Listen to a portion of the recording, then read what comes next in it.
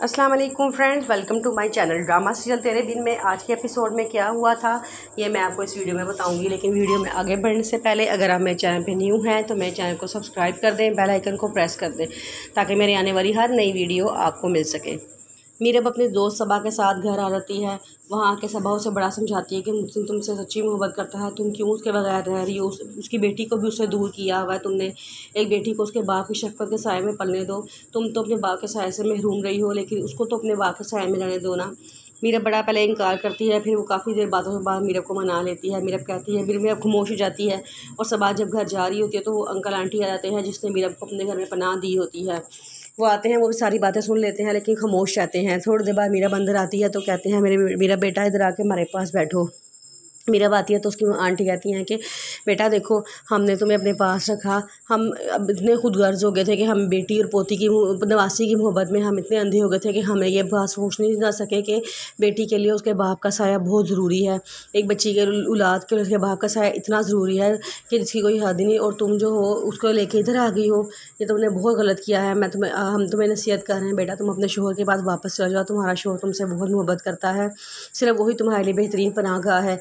ये घर तुम्हारा है, हम तुम्हारे माँ बाप हैं, हम तुम्हारे लिए कभी बुरा नहीं चाहेंगे। अगर उससे तुम्हें रखने से इनकार करे तो तुम जब मर्ज़ी घर वापस आ जाना, हम तुम्हें नहीं रोकेंगे। मीरब खामोश रहती है और कहती है कि अच्छा चलें ठीक है, मैं कुछ फ़ैसला करती हूँ। तो वो कहते हैं, बेटा फ़ैसला नहीं करना, हम तुम्हें नसीहत कर रहे हैं कि तुम वापस चली जाओ।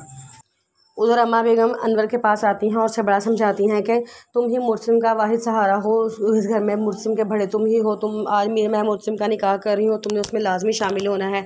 अनवर कहता है कि तुम लोगों ने मेरी बेटी का इंतज़ार नहीं किया, लेकिन मैं ज़रूर उसका इंतज़ार करूँगा। अम्मा बेगम कहती हैं, मैं कब तक उसका इंतज़ार करूँगी।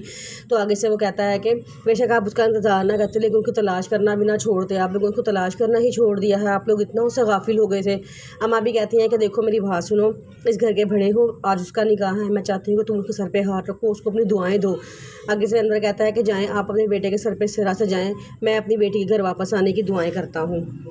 मीरब अंदर से बैग तैयार करके आती है तो अम्मा भी कहती हैं कि हाँ भाई बताओ बेटा, तुम जाने के लिए तैयार हो। वो कहती है कि हाँ जी मैं बिल्कुल तैयार हूँ। आंटी से कहते हैं कि बेटा ये घर तुम्हारा है, तुम्हारे लिए दरवाजे हर वक्त खुले हैं, तुम जब चील चाहे तुम वापस आ जाना, हम तुम्हें कभी भी नहीं रोकेंगे।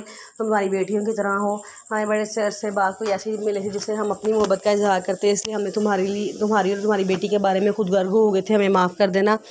लेकिन अब हम यही चाहते हैं कि तुम अपने शोहर के पास वापस चल जाओ। तुम्हारा शोहर तुम्हें बहुत बहुत प्यार करता है, तुम्हारे लिए बेहतरीन पनाहगाह वही है। मेरा कहती है ठीक है मैं चली जाती हूँ वापस, मुझे कोई इतराज़ नहीं है। वो कहते तो आगे खालिद भी वहीं खड़ा होता है। वो कहता है कि तुम्हें इस घर में लाने वाला मैं हूँ, तो तुम्हें उस घर में वापस पहुँचाने वाला भी मैं ही हूँगा। मैं तुम्हें उस घर में छोड़ कर आऊँगा, तुम परेशान ना हो, मैं तुम्हें बाहिफ़ाज़त उनके घर में छोड़ के आऊँगा। मीरब कहती है ठीक है। फिर मीरा सबके गले मिलती है और मीरब वहाँ से चल पड़ती है।